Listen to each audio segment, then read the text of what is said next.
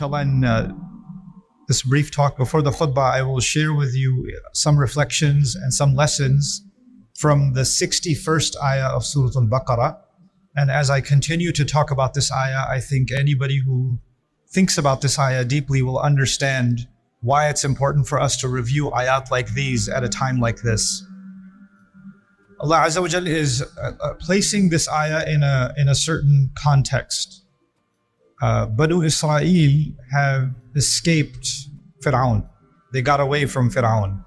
And for many, many generations, they were living under the rule of Fir'aun. So for a long time, they've lived as an occupied people with a dominant force that rules over them and treats them like slaves and keeps them like an underclass, right? Now, the thing is, there's a strange relationship between the oppressor and the oppressed. In the history of the world, you have nations that get dominated by other nations. That has happened throughout history. The Japanese did that to the Chinese, for example. The British did that to many parts of the world. The Dutch did it in Indonesia, etc., etc. And when these invaders, colonizers, rulers, whenever they come somewhere, after they win, the general public, not the people who were fighting them, but the general public, the millions and millions of people that were living, their life at first doesn't seem like it changed that much. So if somebody was a farmer before the Romans took over, somebody's a farmer after the Romans took over. The taxes go in a different direction, but their life really didn't change all that much, other than the war. The same way when especially particularly the Roman Empire, the Mongols, other warring nations that expanded their territory all over the world, one of the ways they did that is they didn't change too much of what was going on.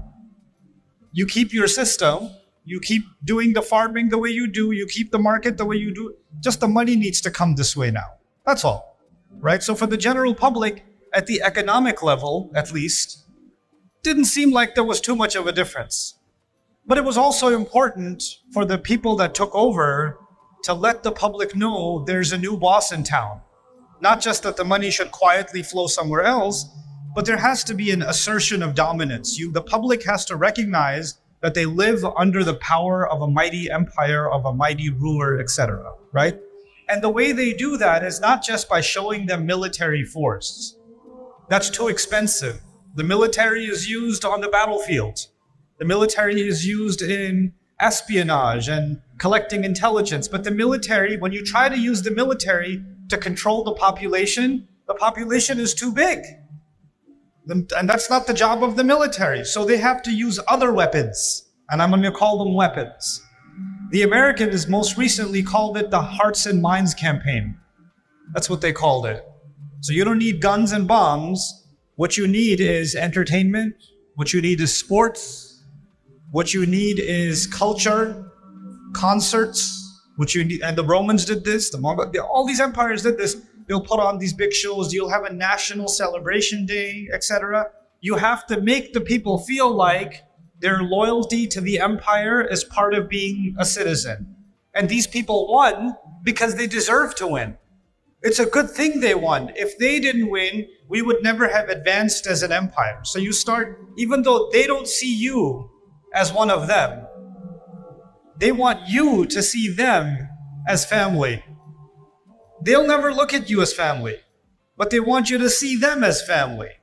And so they will do this by, the flags and the parades and shows and songs and, propaganda machinery, basically. They'll create that. And they created that even in the time of Fir'aun.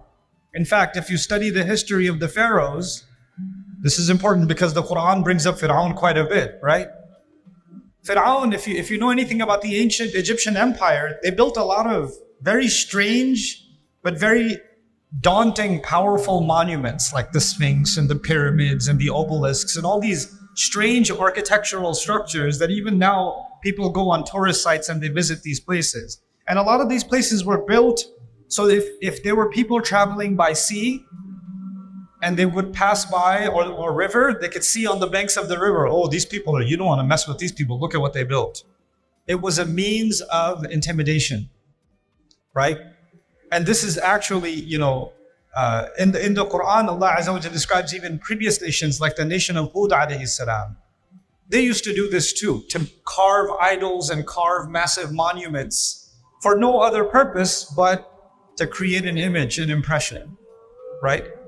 And so it's a symbol of something. You know, when the United States, the rebels in the United States were fighting the British Empire, the French wanted to, because the French hate the British, so just to stick it to the English some more, they sent them the, you know, Lady Liberty, a symbol of the union between France and America. And what does Lady Liberty represent? Freedom.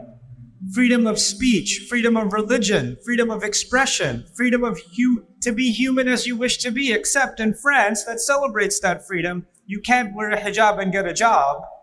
You can't have a name Muhammad and get, you know, put your resume and you're not going to get a call back.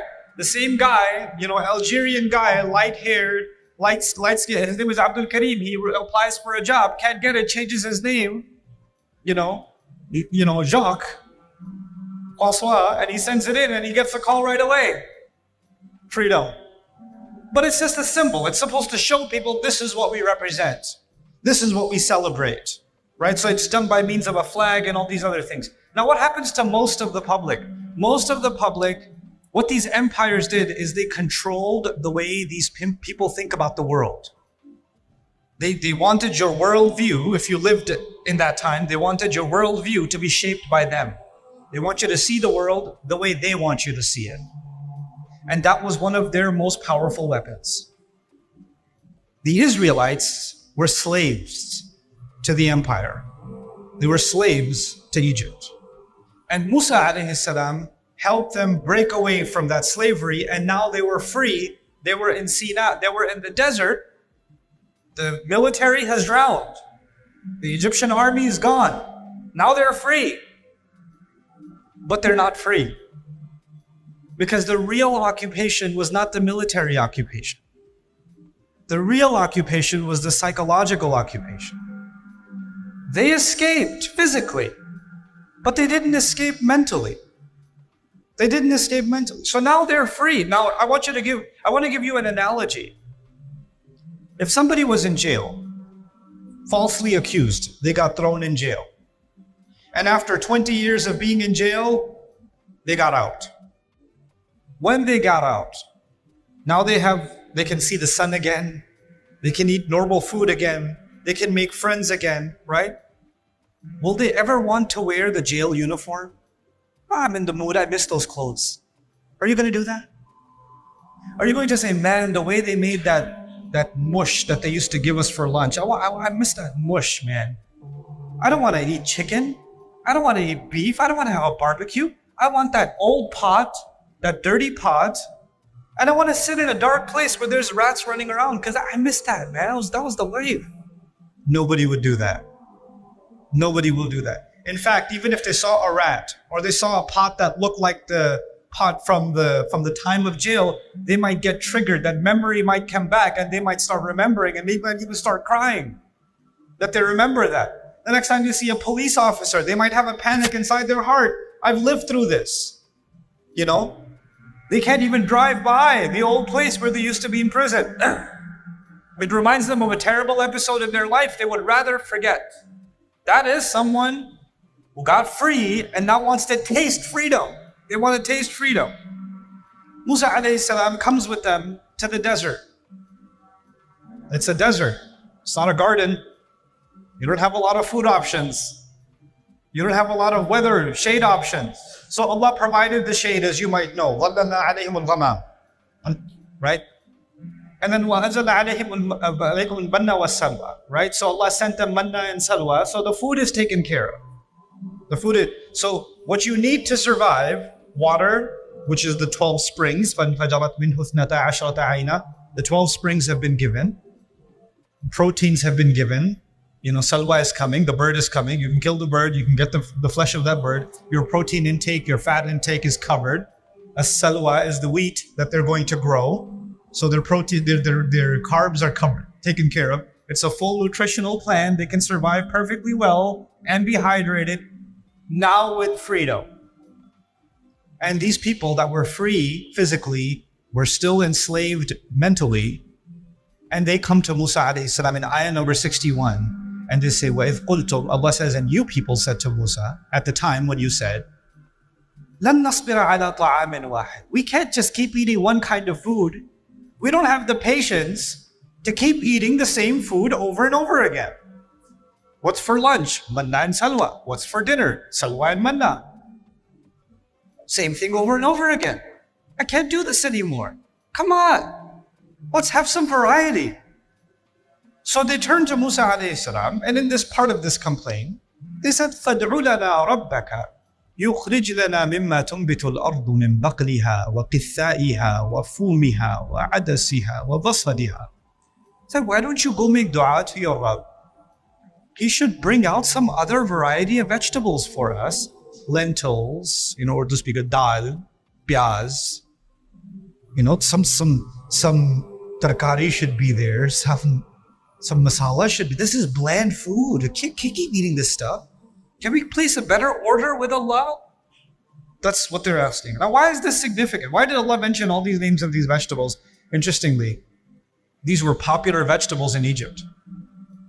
And they saw their masters eating this food all the time.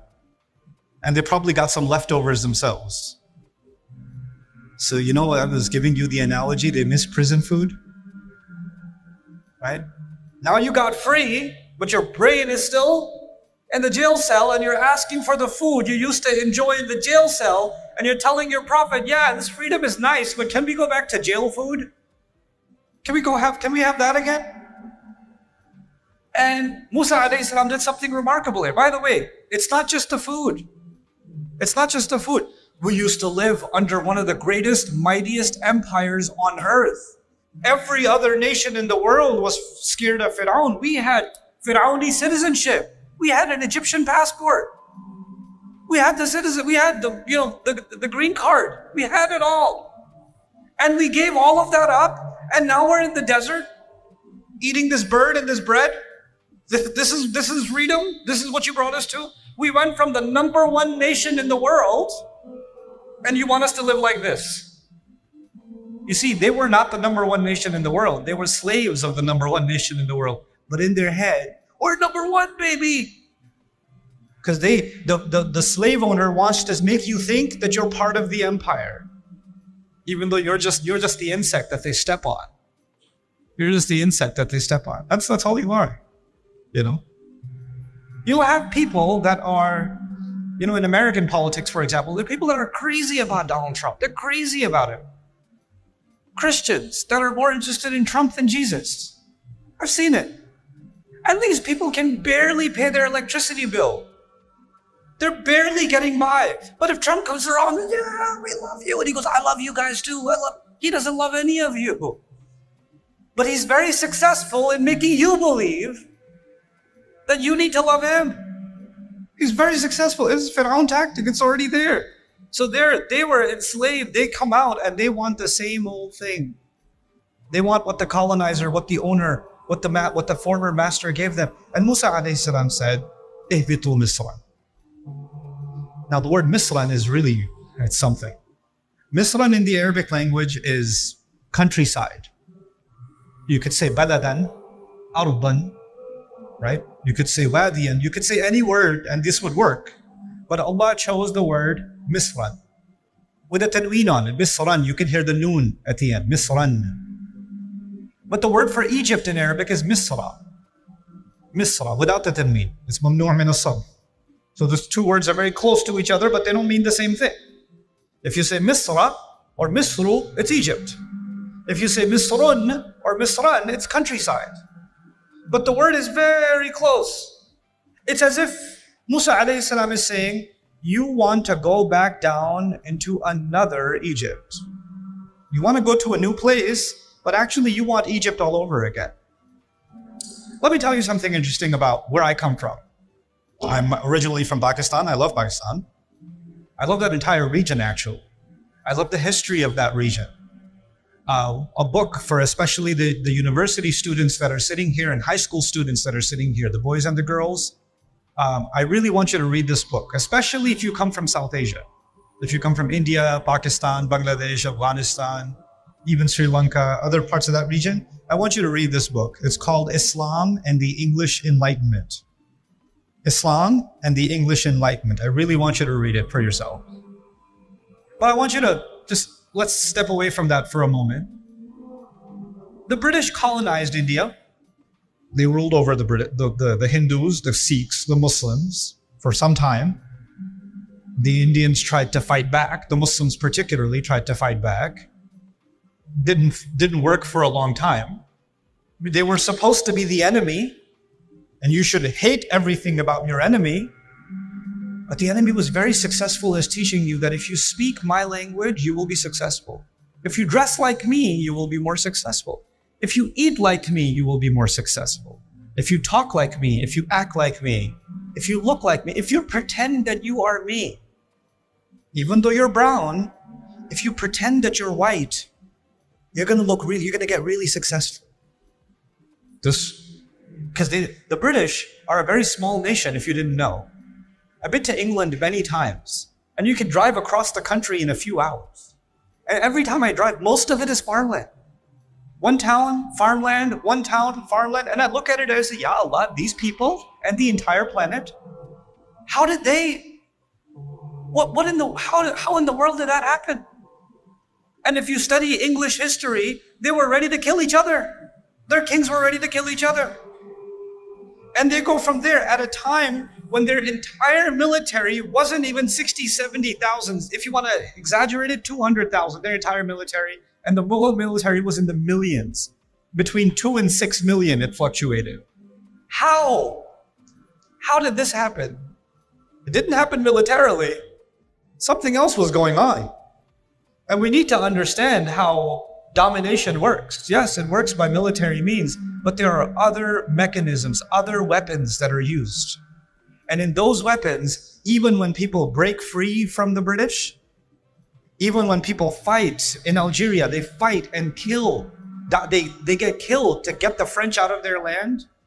They can get the French out, but there's a French that stays inside. They can get the British out, but there's a British that stays inside. And when it resides inside, now you can go to a country like Pakistan, which I love. And Pakistan has a remarkable heritage of many, many languages. Many of those languages are dying, right? And if you go to a restaurant and you speak in Urdu, then the waiter might look at you like.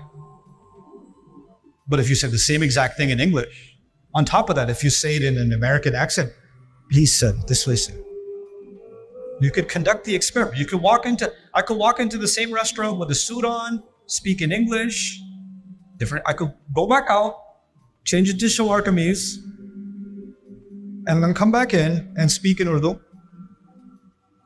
Completely different treatment. And this is not in America.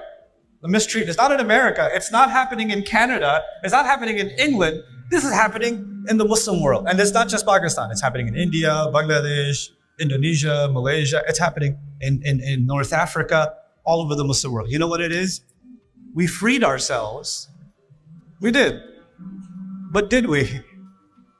Did we free ourselves? It's as if we wanted another missile.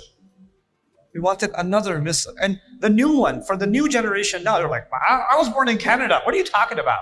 I can't relate to any of this. Yeah. We talk to you for a second. You know who your colonizer is? Brand names. Your TV, your loyalty to your entertainment accounts. Your worship of your sports teams. This is how your new master keeps you busy. It keeps you busy with the new car that came out, the new phone release that came out, that has a camera, which is exactly the same as the last camera.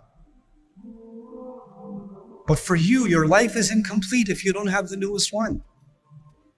You have to have it. You have to show it. You will be proud of democracy, living in a democracy that is so busy destroying democracies all over the world. But you're so proud of democracy. And then, at least we have rights, at least we have this, and then that facade will start breaking. So what I'm trying to tell you by means of this ayah is that Musa alayhi salam gave them a warning. If this is what you want to live as slaves again, if not physically, then mentally, go ahead. Go into another Egypt. This time, it's not a Fir'aun that has to rule you. Fir'aun is already in your head and you are colonizing yourselves on autopilot.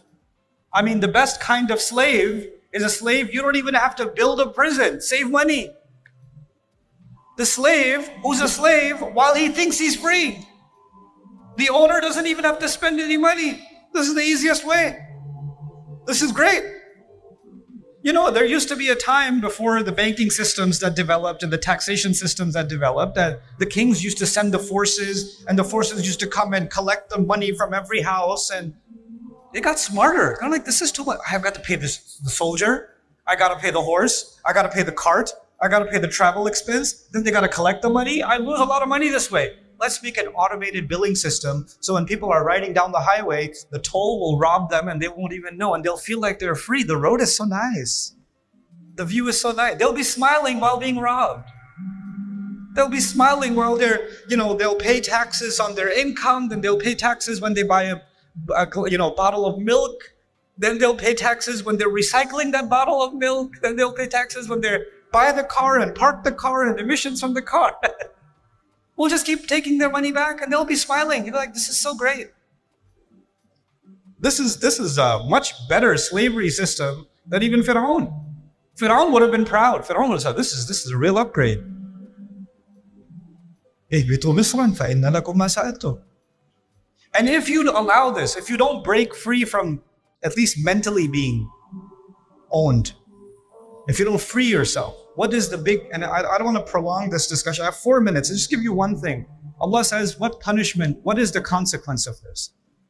It's easy. There's a law in the Qur'an. There's multiple laws in the Qur'an. You guys understand the law of gravity, right? You understand laws of physics. You understand laws of combustion.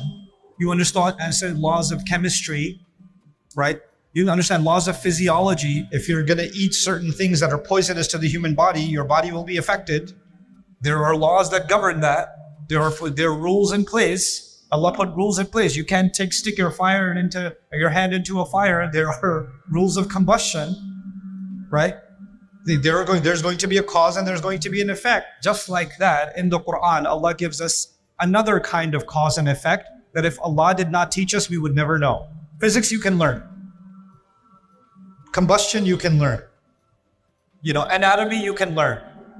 But there are other laws, just like those laws, with a cause and effect, that you cannot learn unless Allah teaches. وَيُعَلِّمُكُمْ مَا لَمْ تَكُونُوا تَعْلَمُونَ. He teaches you what you couldn't know yourself.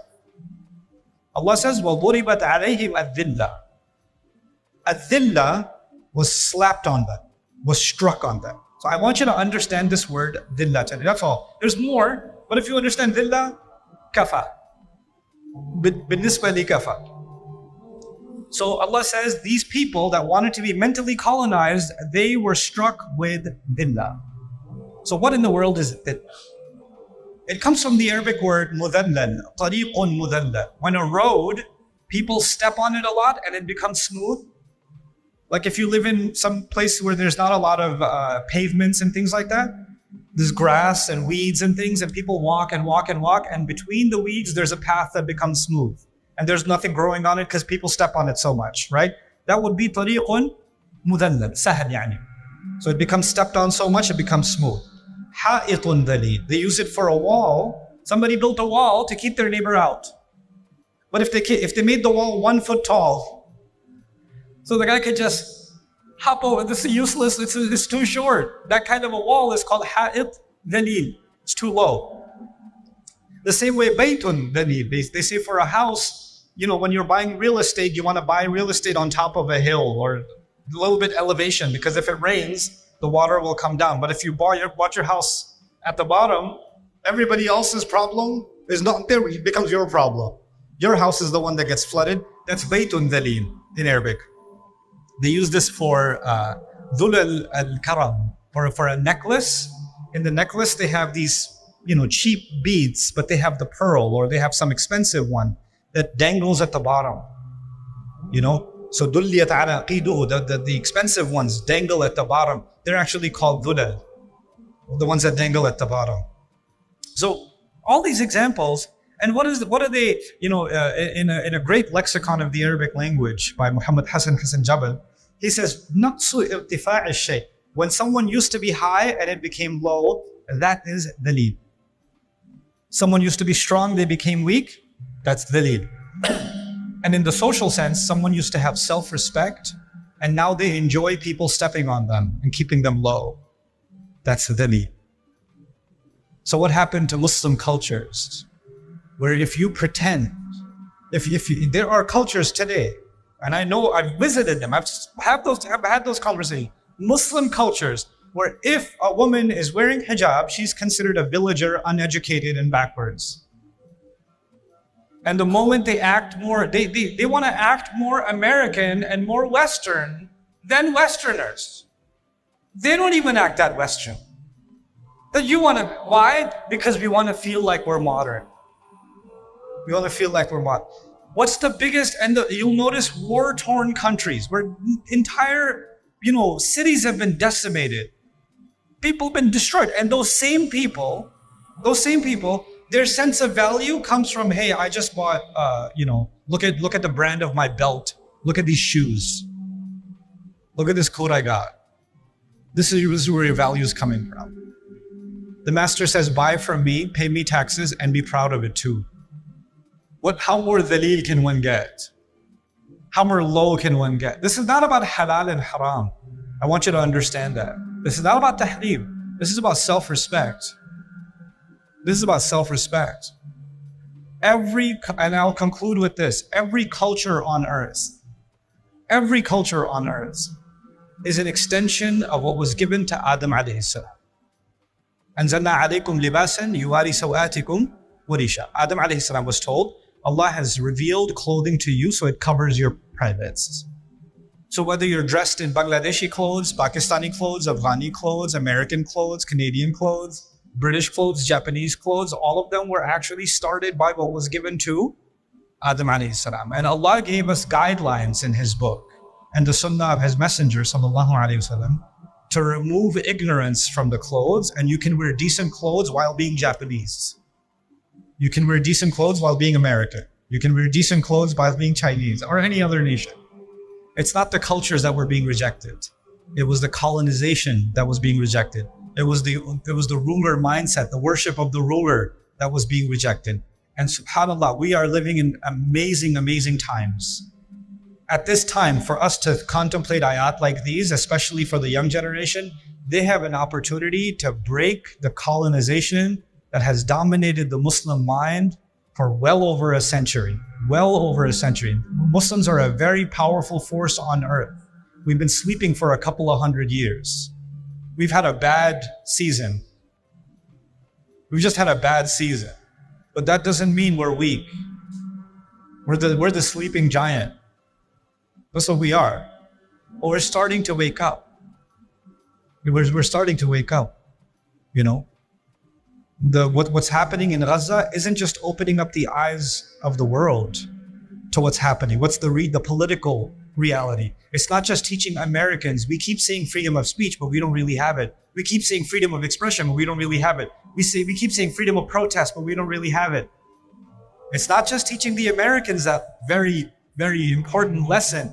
Oh my God, they didn't think of us like slaves. They just put invisible fences. They're not just, but the Muslims are learning. What have I been worshiping? What cow did I just make and worship? Like the Israelites and their golden calf. Right? It doesn't have to be a golden calf anymore. It could be a golden logo of anything. It could be a golden Nike. It could be a golden Ferrari. Golden Chanel. All golden cows. Those are all the cows today. And all the Saudis of the world are building it. So I pray this is the beginning of something. This is the beginning of a new awakening where we're not culturally dominated anymore. We can express ourselves and think for ourselves, and we're not loyal to anything but the truth. And we can invite the world to see the truth instead of seeing the truth through the lens of someone who just wants control and manipulation. May Allah Azza wa Jal liberate our hearts and minds, and may Allah Azza wa Jal allow especially this generation to be the one that truly liberates the Ummah from the colonization that is inside. not just the one that is outside. بارك الله لي ولكم في القرآن الحكيم ونفعني وإياكم بالآيات والذكر الحكيم.